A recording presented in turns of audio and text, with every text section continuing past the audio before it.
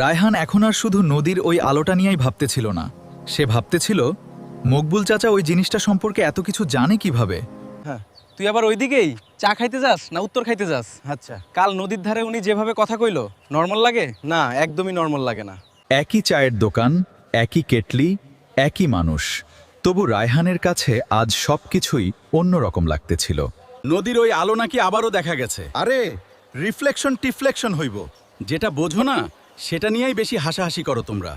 আপনি নদীর ওই জিনিসটা সম্পর্কে কি জানেন? মানুষ আগে জানার লোভে পড়ে, পরে জানার ওজন বইতে পারে না। আমি অলরেডি দেখছি, এখন না জানলে থাকবো কিভাবে? দেখার ধরা এক জিনিস না রায়হান। অনেক বছর আগে এই গ্রামে এমন কিছু দাগ দেখা গেছিল, মানুষ গুরুত্ব দেয় নাই, পরে ক্ষতি হয়েছে। সবাই ওই আলো দেখে না, আর যারা দেখে সবার জন্য ওই দেখা ভালোও হয় না।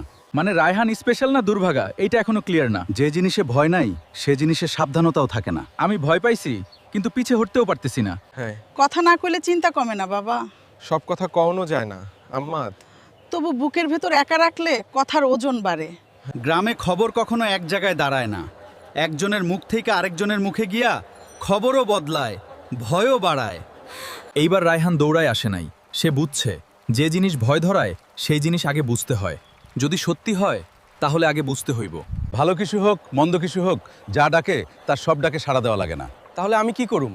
দেখ, মনে রাখ, তাড়াহুড়ো করিস না।